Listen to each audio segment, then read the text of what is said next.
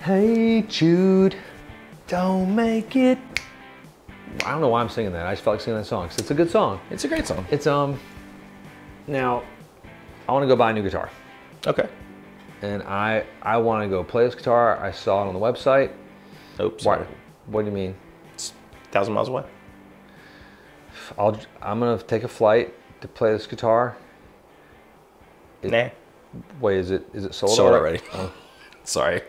Okay. They only had one. They'll get another one. When? 15 months. Oh, can I reserve that? But I want to play it first. Nope. Okay. So that's pretty much the reality of life now. That was a good acting moment. We did not script that.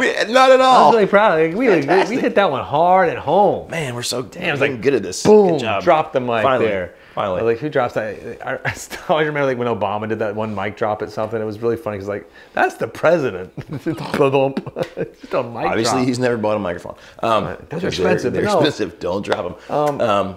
No, that is the scenario of pretty much all moderate and high-end guitar buying now. Sadly. Yes. We get calls. Even with, let's talk about amps, like the 2-Rock shit when we got in recently, like we just took an Instagram photo of it and started posting it. We hadn't even built any of these inventory-wise yet. We have a few that we left that we will actually do that with, but they all sold on the phone within 10 hours. Pretty immediately. Essentially immediately, yeah. I mean, it was, we were like, trying to field that, get that covered. The same with guitars. And when we order 2-Rock, it's 12 to 18 months lead time. Yeah. Just like, so it's not like, can I just order one and have it next month? No, it doesn't exist anymore. Right. The demand scale, the production speed, everything has sort of hit a critical point where that doesn't exist. Well, it's just, I'm even seeing it with boutique builders. Like there is no, let me go try it. Like they cannot make enough to have them in a shop somewhere. Like it's literally all they can do to meet the demand for the waiting list they have. So that when they build their next batch, those guitars are gone. I mean, God, it's funny because you bring that up and I can't remember the guitar brand, and it's this brand in Israel. It's not B&G. And Aaron, my friend in Israel, he turned me on to these guys. I'd seen their guitars before and I forgot. They have a great, cool headstock. He has one of the guitars. He has 2 of their guitars. But I was talking with the head of the company. And I was like, man, I would love to play one if you have one circulating in the U.S. just so we could try it. And he was like, hey, we just don't. And I was like, that's awesome. We'll talk. We're sort of filled with our boutique launches we're doing this year anyway. But let's talk in the future maybe because his guitars are really cool and they're a good price too. But so I mean, I think you and I both get that sentiment that we'd like to put our hands on a guitar most of the time, but it's just becoming harder to do. Like you almost have to change your mindset to roll the dice, do your research, maybe be educated on what specs you like. And if you are buying from an indie shop, like be willing to absorb the shipping if you're going to send it back, like because every shop has a trial period, and if the guitar you get it and you really just don't bond with it, don't do this because this is what a lot of people do, and we're really savvy to it, and it's frustrating. Like, hey, there's something wrong with this guitar. Oh yeah, I want to send it back. How could you have sent this guitar? It has a fingerprint on it. That would never happen. It's happened multiple times. Or this pick guard is messed up. Is there a plastic film on it? Plastic film. Sir, no, I checked it. There's no plastic film. We get the guitar back. There's a plastic film on it. Or there's it's frustrating. We would prefer you to say, "Hey, I did not bond with this guitar," and then we're probably going to hook you up anyway. Especially if you do that, yes, absolutely. Like, hey, I really want something from you guys. I love that. Can I just return this one? Can I get another one maybe? And it's like, hey, let's figure it out. We're not going to, especially if you're buying a nice guitar, we're gonna try to work with you. But anyway, that's another point. But most of these guitars, like we have a lot of pieces that are sold out a year and a half to even like 5 years in advance now. It's insane. Yeah, no, like yes, over 5. I have a few that are over 5 years. Well, that we just order for the shop. It shows on the website. Somebody's like, I want that. Like, it's going to be 5 years. And like, that's cool. Here's my money. Take it.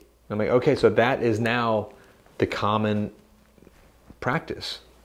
It is becoming the sort of standard thing. And it's tricky for someone like me because I am one of those guys that I did like to try the guitar because some of them just like. Well, because sometimes you pick one up and it's just I don't know, 3 of the same model, one's still the one, you know? Well, and this is particularly problematic with Gibson. No. I would say, you know, I'll dig into that a little bit. It's Ouch. Their QC is still not on point as to where it needs to be. I know it's from all the other manufacturers and all the other dealers that actually deal with Gibson as a new product. Like, it's just not quite where it should be. Well, there's that Philip McKnight video like a week ago, you know, where he got the RO, the knobs falling, or the piece of the knobs falling off. He couldn't adjust the action because the neck angle was funny, and they had a scratch in the back of the neck. That had been covered by the nitro? Well, in the video, he says it looks like it's in the wood, and then somebody had just, you know, clear coated over it. And there's some, you know, I mean, obviously there's the some comments checking on issues that are hearsay, but that on VOS guitars that shouldn't be checking. You know, that's a tricky one. And I love Gibson guitars. Like, everyone that knows Jonathan at Baxter knows that we actually love Gibson guitars. We do. And it breaks our hearts every time we hear these from our friends at other shops and our friends at manufacturers and our friends that used to work at said manufacturer. It's like, yeah, it's been a horror show. But I mean, that's why we talk about it. That's why we make videos, because we love Gibson and we want it to be right. We want there to be Gibson guitars available for the masses to play. Well, and besides the QC issues, like, Gibsons are one of those, like, they're just that tricky animal. Like, because I love 335s, 45s, and 55s. I think they're awesome. But they're not all created equal. God, it's hard to find, like, the one. Like, Les Paul's, like, I can pretty much jam out any Les Paul. Like, Jonathan, you know, we've talked about, like, you hand a guitar to me, I'm going to play it, I'm going to love it. Frustratingly so. I just love, I don't care if it's like, how's the action? Why does that sound so good, Baxter? That guitar sucks. No, it's not making it sound so good. No, but 335, that whole it's 45, tricky. It's weird. Like, I'll play like a gaggle of them, and there'll be that one that just speaks to me. And I think that's how it is with a lot of guitars, but I don't know. No, that's the same. Like, I like almost all guitars. Like, I love guitars. I'm so happy my 335 like found me. I feel like it came to me. Well, that one was a weird one because that was like, it was a pre-owned one, Yeah. multiple times sort of, and then the guy who had it originally before you, like, he took it and had a custom luthier like shave the neck down a bit, you know, and it's magical now. More awesomer. Yeah. I don't even. Did you play it before the neck was shaved? Yes. Okay, and you like it better with the neck shave? Yes. I need to play it again. Yeah, I mean, because so our friend brought it in at first, it was awesome, but the neck was huge. It was a beast. But yeah, now it's still a chunky neck, but it's the guy that did it did a fantastic job. But didn't go overboard. Yeah, the idea is like myself too. Like, I mean, as a shop and as a player, like, I've had to sort of readjust my psychology. Is like, you know, I'm going to order these guitars. And like, I order guitars for myself still, and I don't get to play them before. You know, that's just how it is now. Like, because the shops just don't have certain guitars on the walls anymore. Like, we can't keep most of our custom shops of anything in store more than like a few days. It's a weird universe to be in, and production's slow. But then that's the lever that scares us, because it's catching up, but at what cost too? The upside there, one thing you just said, like the Fender custom shops in particular, they're all so good now. They're just, if there is anything that I would be like, okay, I will just order that sight unseen and just know that I'm going to love it and it's going to be fantastic. I feel comfortable doing that with a Fender custom shop. And there's part of the psychology to me too, is like, when I order something for myself, I psychologically invest in it already, and I love it more. It's kind of like when you're having a baby. Right. Like, that baby, you're going to love that baby, even if it turns out like my 3 sons. Yeah. And you're stuck with them forever, and the foot smell starts. You're still going to love it. You're like, come here, you stinky-footed thing, and come here, you funny-haired little monster, and come here, you like crazy one with like the little Prince Charles hair. Not Charles, Prince Caspian. I don't know, some cool Prince hair. It's just like, they're all funny and like weird, but that's your babies. You love them. You like, love them when you buy it, when you order a guitar, like, I invest psychologically in my hopes and prayers for like the good make of it and in the build, and it's exciting. And you're not saying like if you get a guitar and something's wrong, learn to live with it, but you do have to get to know it a little bit. You do have to be excited. You know what I mean? Like, you can psych yourself up. I'm not gonna like this. I'm not gonna like this. I'm not gonna like this. You're probably not gonna like it. You know? Well, I mean, and if you're getting like a vintage style guitar, like a Stratocaster Tele or a Les Paul, you have the things you're going to be fighting with it anyway. That's just part of the build and the joy. Yeah. Unless you're Sammy Hagar and you just hate all Fenders. Happens And you sometimes. just play Les Pauls. That's it. The old red rocker. Red Rock, that's funny. I saw like a picture of him with like his eyes were painted black or something. I was like, man, I feel like you reached a certain age, you can't do that. I used to want that red crate stack. That was his like little, the crate. Not it was the blue Voodoo was the normal one, and his was like the red Tolex because he's the red rocker. Didn't Zach Wilde have like the little mini Marshall stack too? I feel like that's true. That was awesome. And I know there's like the little purple ones out there are limited, and it's just so cool. The little tiny things. I don't know if they sounded good at all, but they sure look cool. No, it's I think it is. It's time where we have to. God, I have to do this too. I have to accept that I don't get to play the guitar I'm going to buy. Got to roll the dice. You have to roll the dice. But I mean, that's where it is more important than ever to have store that you know and trust, You can right? talk with. That you can talk with, and you know they shoot straight with you.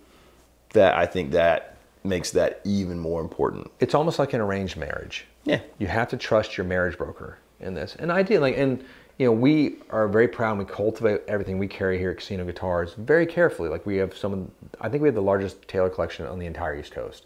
I find another shop, I challenge another shop to see what they got. Oh, they're somebody's gonna come back like, we got you. We have 7 of everything. No, Dang it. never mind, you win.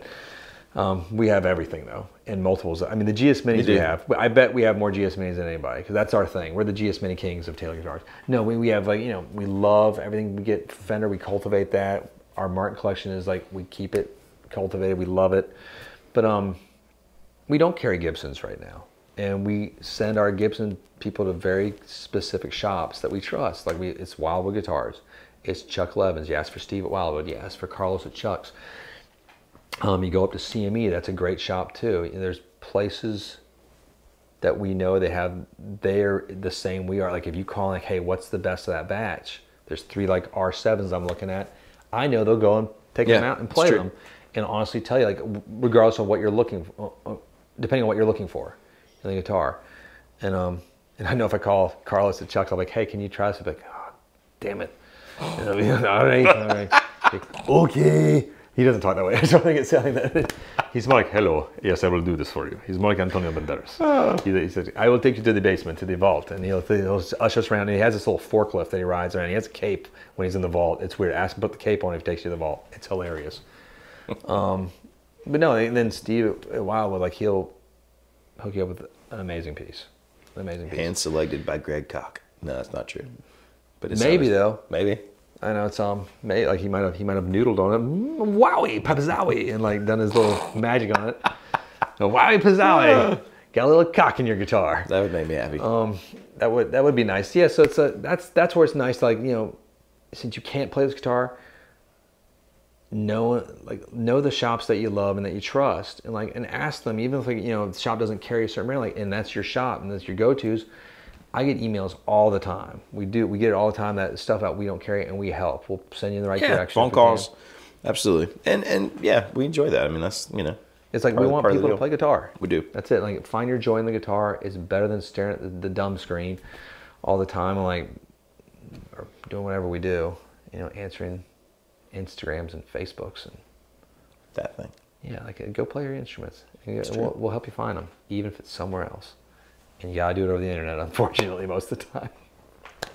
That's all I got. Take us home, J-Rob. There you go.